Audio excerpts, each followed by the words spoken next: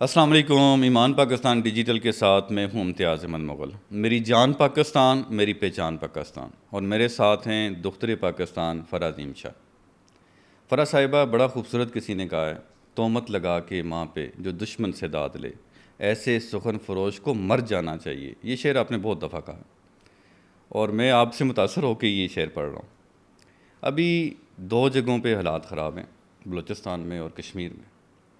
اب گھر میں جھگڑے ہوتے رہتے ہیں، لیکن پوری دنیا کے اندر اپنی ماں، اپنی ریاست پہ الزام لگانا جس طرح عمران ریاض اور باقی صحافی لگا رہے ہیں، کیا یہ ٹھیک ہے؟ بسم اللہ الرحمن الرحیم.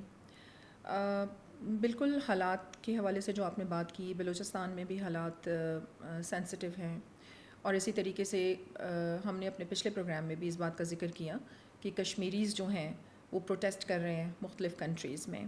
اور جس طرح آپ نے یہ صحافی کا نام لے کے بات کی، میں سمجھتی ہوں کہ جب پہلے سے ہی کوئی ایشو ہوتا ہے اور اس پہ عوام پروٹیسٹ کر رہی ہوتی ہے تو وہاں ایسے لوگوں کو جانا چاہیے جو مسئلے کا حل نکالیں، نہ کہ اس کو مزید ہوا دیں. اور یہاں میں ایک بات ضرور کہوں گی کہ جو سیاست ہے، جس طرح نبی پاک، ہمارے نبی پاک صلی اللہ علیہ وآلہ وسلم نے جو سیاست کا آغاز کیا تھا، سیاست بنی ہی آپ کے ایشوز کو سولو کرنے کے لیے. سیاست دان کیا ہے، اس کا رول کیا ہے؟ اس کا رول یہی ہوتا ہے کہ وہ لوگوں کو آپس میں جوڑے، مسائل کا حل نکالے بات چیت کے ذریعے. اور یہی سیاست مجھ جیسے سیاستدان جو ہیں وہ کرتے ہیں. اب پروٹیسٹ تو آلریڈی چل رہا ہے، کشمیریز کا پروٹیسٹ چل رہا ہے.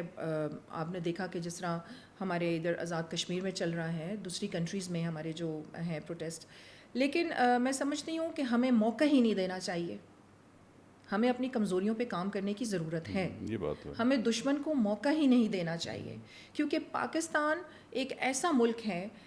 میں نے ہمیشہ اس کی جو جیوگرافیکل جو اس کی آپ دیکھیں جو ہم سچویٹ کرتے ہیں کہاں پہ، ہمیشہ میں نے اس کا ذکر کیا ہے کہ ہمارا یہ ایک ایسا ریجن ہے کہ اس سے بہت ساری کنٹریز کے راستے نکلتے ہیں.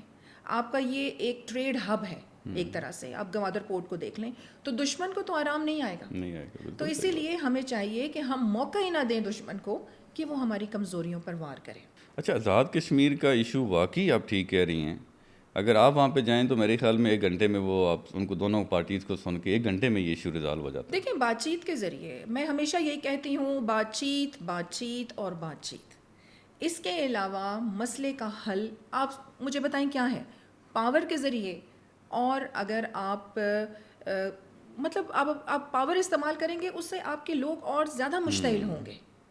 تو آپ کی نیگوسیشن ٹیبل ہی ہوتی ہے کہ آپ مسائل کا حل نکالیں. اور اگر آپ کی نیت ہو کہ آپ مسئلے کا حل نکالیں تو مسئلے کا حل ضرور نکلتا ہے.